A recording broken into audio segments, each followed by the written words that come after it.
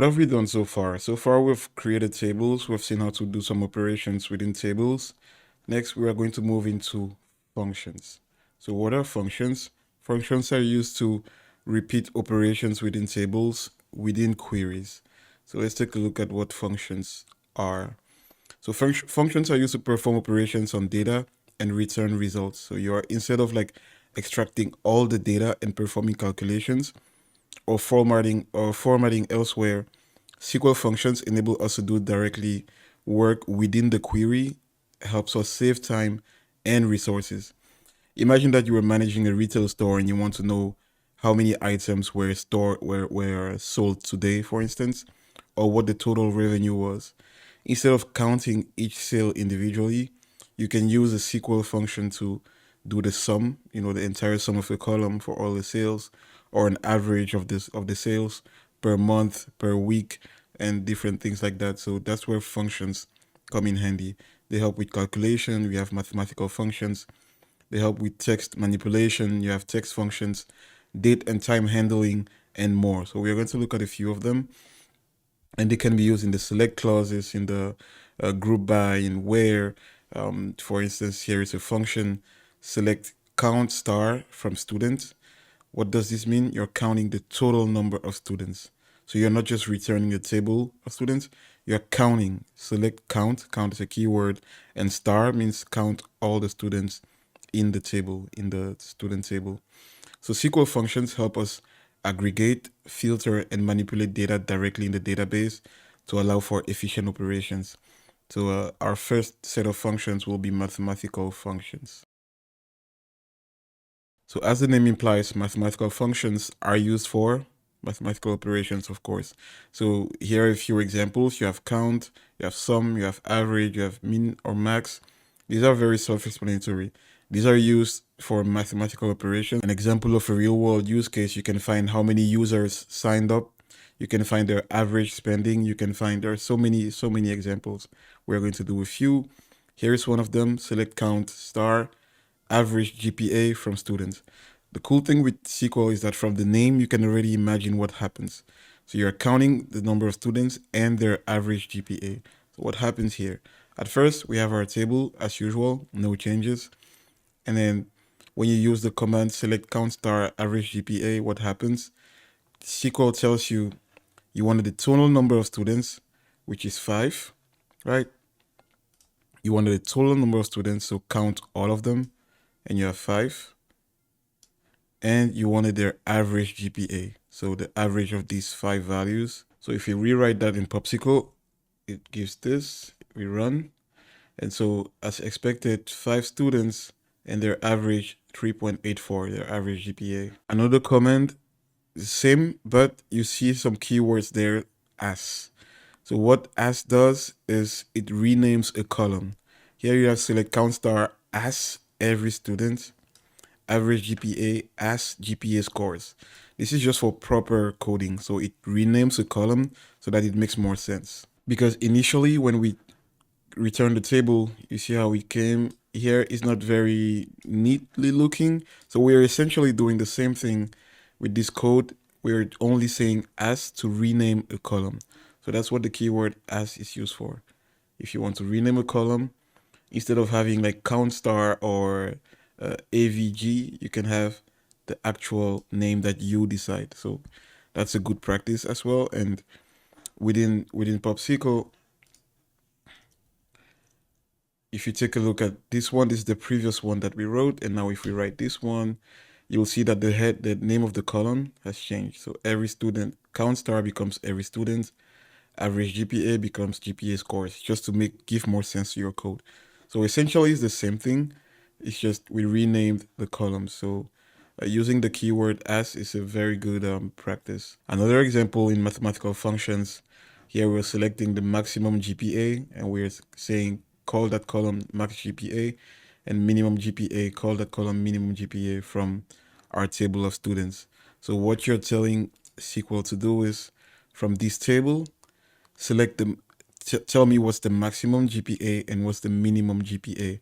So this is a very short table with 5 rows, so we can immediately say, but imagine if you have a class with 200 students and you want to see the top student and the least student. You will have this result when you select the GPAs, and let's take a look at that as well within SQL and see what it will return. So you go to pop SQL, you go to the next line, and there you go. Maximum GPA 4, minimum GPA 3.7. And here the minimum GPA, if yours is different, the minimum GPA here on mine is 3.7 because remember we had changed Marco's GPA from 3.6 in the previous example to 3.8.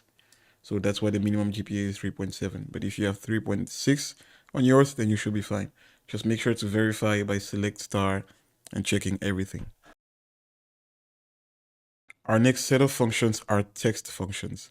Text functions include concatenate to combine strings together, length to return the length of a string, how many characters are there in the strings, upper or lower to convert a string to uppercase or lowercase. And there are so many more, like you can check online or within certain books to see. There are so many more. We'll give you a few and take some examples. Now, text functions are used to manipulate text. So first we had mathematical functions for mathematical operations. Text functions are used to manipulate text. Like remember we have a column for first names, for last names. You can have other columns for address and more. The first example here is select concat first name, last name as full name from student. So what you're telling concatenate, you're combining two strings. So you can already guess what's happening here. You're telling a SQL to concatenate the first name and last name in a new column. So what will happen? This is our original table, and you're telling SQL concatenate these two columns, first name and last name. First name and last name from the table student and rename the column as full name. So there you go. You will have a resulting column with first names and last names, and you call it full name. If you could do without this part again, the as is not mandatory. So you can do without this and it will still work. Let's see how it works in Popsicle. So here's the command, select concatenate first name, last name, and here you go, first name, last name, as full name. Now again, the as full name is not mandatory. So you can get rid of this and you run and you will see the name of the column. Now you see how weird it is, right? So concat first name, last name is the name of your column. Meanwhile, here we have like something cleaner, full name, and you have it right here. So it's a good practice to use the as keyword to rename your columns and make it make more sense.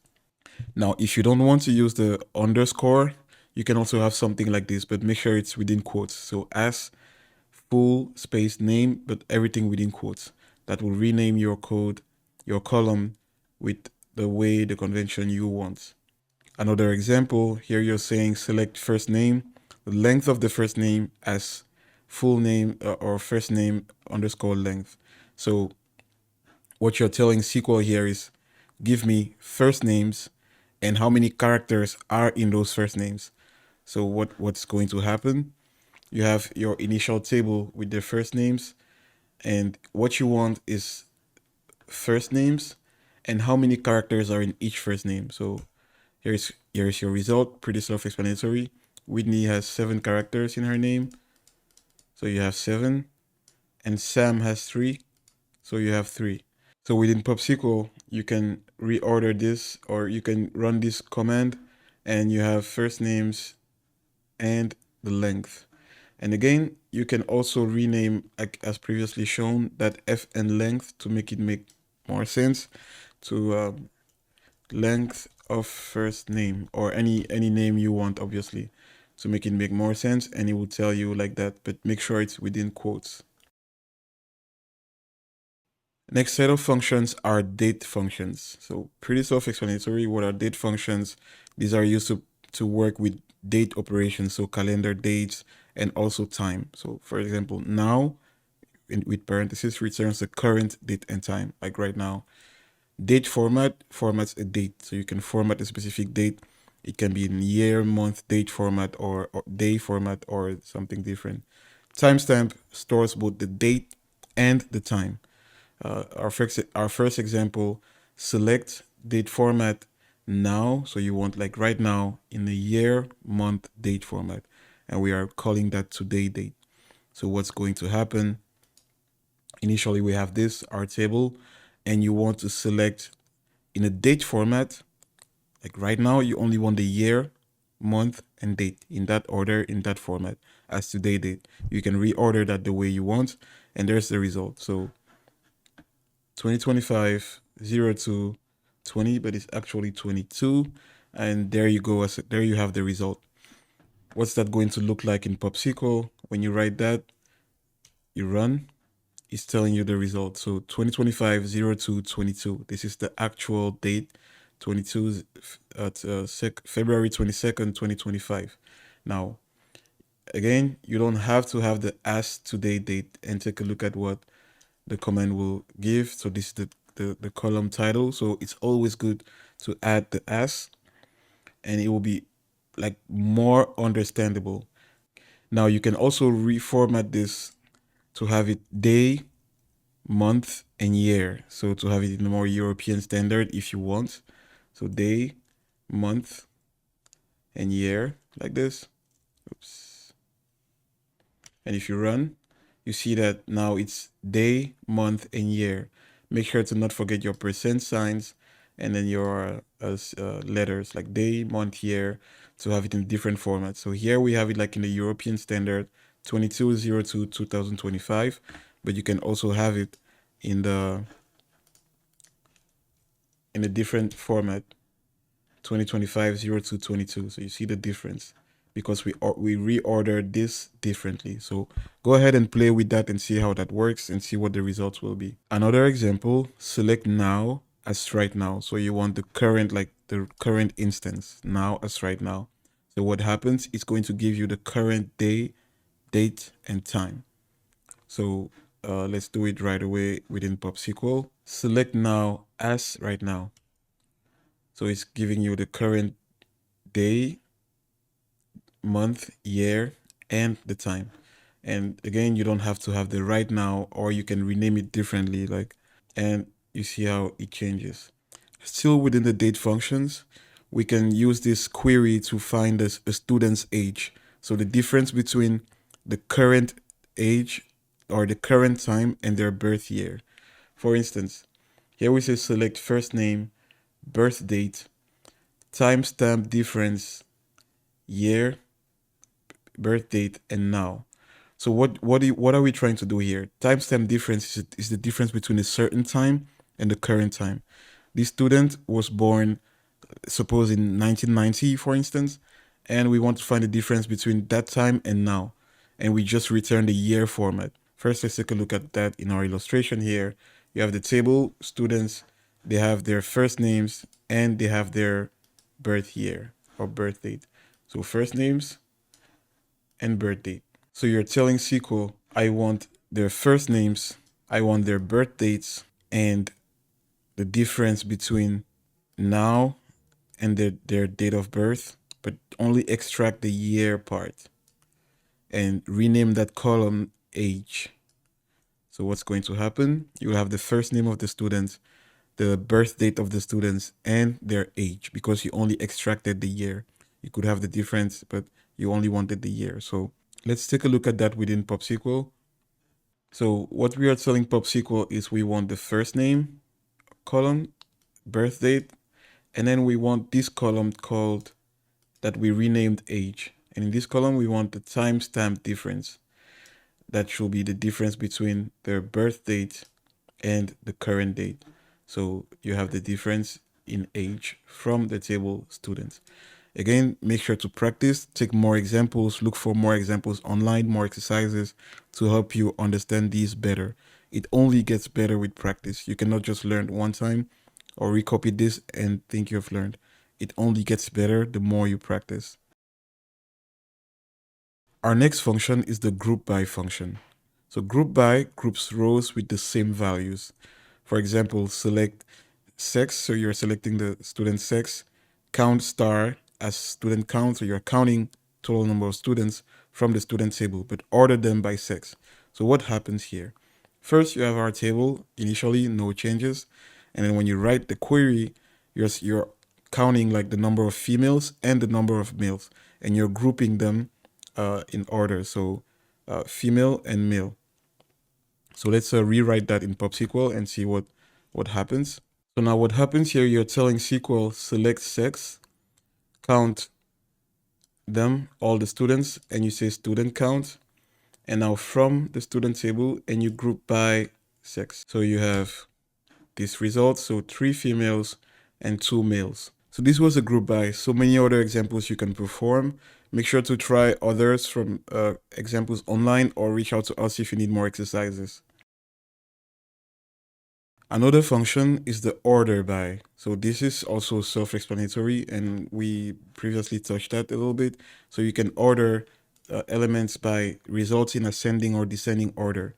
For example, if you want to display leaderboard rankings. So if you want to see from the top element to the bottom, you can order by, right? So order by first to last or last to first, depending on what you're trying to see. Here we have this example, select first name from student, order by first name ascending. Again, cool thing with SQL is when you read the code, you can already guess what is going to happen. So here you have this code, and then when you select first name, so you only want first names from the student table, order by first name in ascending order. So what happens? You have the students, you order them from Anna all the way to Whitney. If you wanted it last name to first name, you could do the opposite. So Whitney to Anna. That's one way to select the results. And let's write that in PubSQL. In PubSQL, you will have this.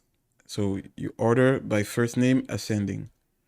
So I like to do it this way, so it's cleaner. You order by first name, so Anna all the way to Whitney.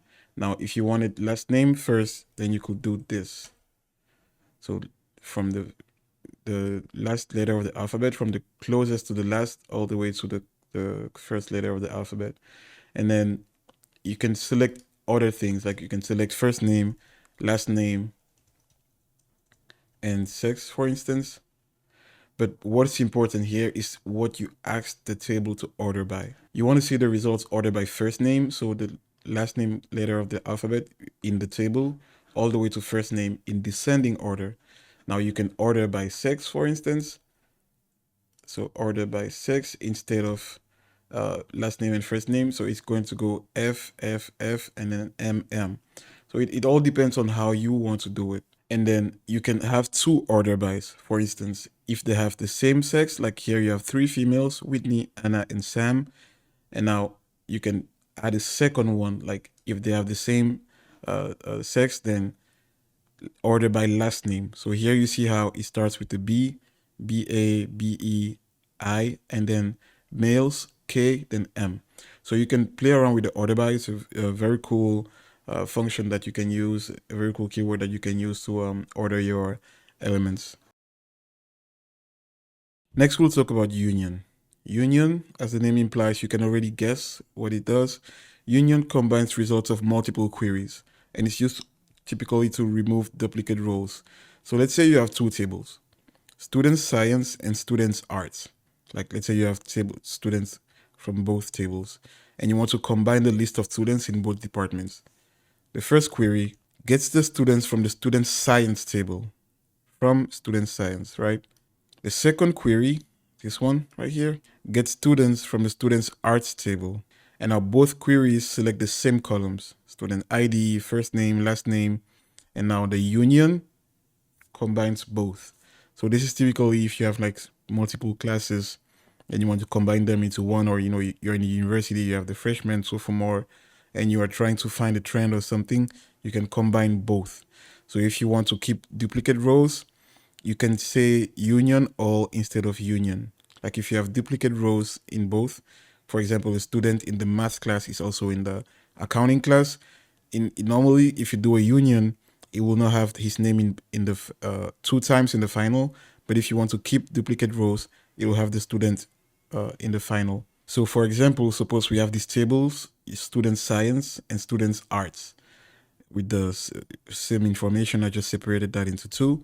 Now, when you write this code and you say union, what will happen is that it will create this overall table with students from the 2 classes, the science students and the art students, with the overall, the resulting table. Now for the union, I had to go ahead and create 2 tables, the student science and student arts tables. So here I will run the query to create these two. Secondly, I'm going to insert into both tables the students, right? So these are their student IDs, first names, last names, date of birth, etc. And now I'll use the select with the union to combine both tables. Next, I will combine both tables. So student science, student arts, and now you see the results. Student ID like this, first names, last names, birth date, etc.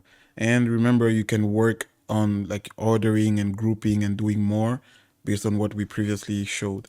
Similarly, you can select specific elements from both tables, like only the first name, last name, and GPA, and it will work that way from both tables. So make sure to use a lot of examples. I'll post these in the description, but make sure to try many examples to see how this works. Next, we have the join. Join is also very popular within SQL. It's very much used, and you have multiple different types of joins. So join, like the name says, is used to join two tables.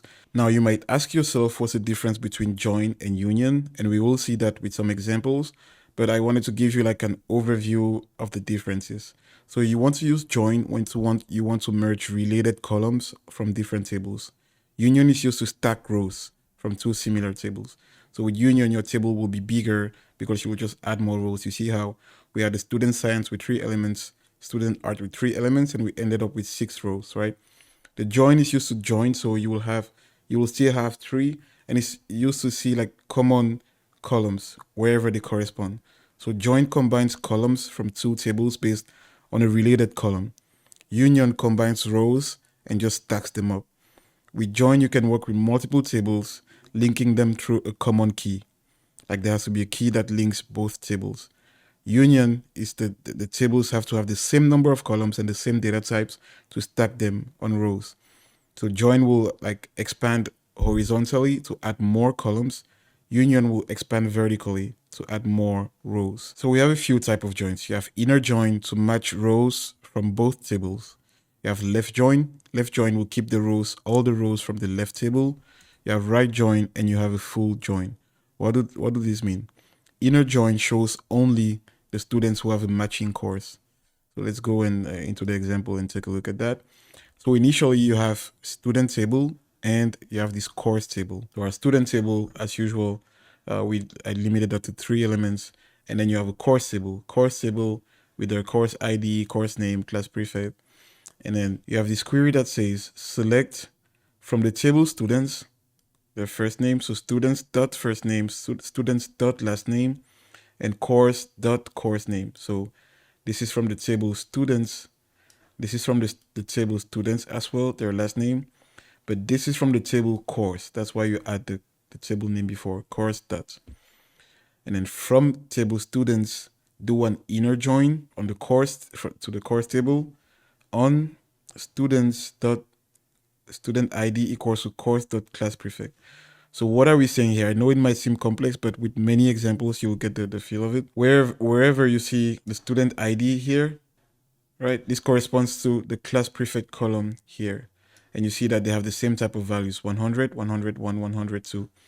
So we are trying to match students to a specific course. That's where we join. So that's a join. An inner join shows only, so it will only show you students who have a matching course. Now, what we just saw was an inner join. So you're joining only those that correspond, right? You only show students who have a matching course.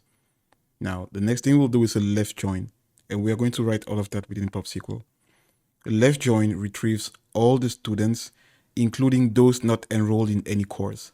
So here you have your students table, and you see that Anna is not enrolled in any course, and Jordan is not enrolled in any course because student ID 103 is not here. Student ID 104 is not here. So if a student has no course, the course name will be null. So the left join shows all the students, but not all the courses because some students have no course. So here you have select first name, last name. You could select everything. We're just trying to filter. And the course name from the table students and left join the table course. So take this course table and left join here So from this table, we are taking first name, last name, and then from this table, we are taking course name. We can obviously display more. This is all we want to see. And then from this table, students, left join this table course on this. So what's going to happen? You will still have all the students from the students table, but some students are not enrolled to a course. So you see here, it will be null because you want to make sure that you have all the students listed and see those who have not enrolled in a course. On the other hand, you have a right join. A right join retrieves all the courses. So here we are joining the students to this one, so this course table. So again, we want to see the same thing. So we want to see first name, we want to see last name. We can add or remove depending on how we want, more columns, and we want to see the course name. But what are we doing? From the students table, we are doing a right join on the course table. So we're going the other way, wherever the student ID corresponds to the course class prefix. So wherever this number corresponds to this, that's what we want to see. So what happens, we are going to see all the courses, but not all the students because it's a right join this time. So we are only matching when we see elements from this table. So all the elements from this table will be present, but not when it's null. So with more examples, you will understand. Let's go and take a look on PubSQL and see how that works. I went ahead and created the course table. You can do that as well. I'll post the code in the description, and then you can insert values into the course table. So course ID, course name, and whoever is a class prefect or enrolled in the course. The first one, select first name, last name, course name from the student table to an inner join on course. So this matches only those that correspond. This is similar to the right join. So this is Whitney, cybersecurity, Marco, networking, Sam, data analysis. If you take a look here, the student ID of Whitney is here, and we are joining when the student ID equals to course class prefix. So we are taking these two columns and trying to join whenever we see something that's similar. And we could have added more columns. Like here, we could have added another column called student.sex to see the student's sex and more. That was the inner join. And now the left join will give you a different result because left join, you're saying you want to see everything from the left table. So from the first table, from the left table, even those that don't have anybody, just bring in those from the other table and you'll see that it ends up being null. So we have Anna, who is not enrolled in any course, is null. Jordan, not enrolled in any course, is null as well. Hopefully that makes sense. If it doesn't, post your questions in the comments and reach out if you have more questions. Also very important, practice. Practice, practice, practice, practice, practice. Do many examples until it makes sense. The last thing we'll see in this section are nested queries. What are nested queries? These are queries within other queries. So subqueries that allow you to use other queries. It's kind of a way to make your code cleaner, and it's used in the where, in the select, in from. Here's an example. You want to select the first name and the GPA from the table students where the GPA is greater than the average. So where the GPA is greater than the average, and what do? You select that average GPA from the table.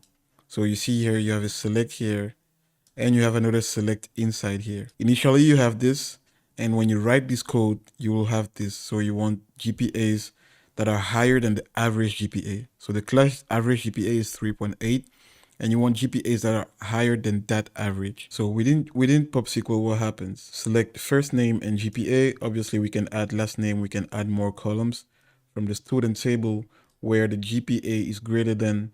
Select the average GPA from student. So we only want the GPAs higher than the average. So we will have 104 and 3.9 because the average is probably still 3.8. So that's how it works with the nested query. And this one as well, I will recommend trying more nested queries. Start with simple ones and then do more complex ones as you get more comfortable with this. So in reality, what happens here is that SQL does select first name GPA from the student table where GPA is greater than, so it processes this one first, the interior one first. It selects the average GPA, which is 3.8, and then it does this operation. So this is a query within a query called a nested query.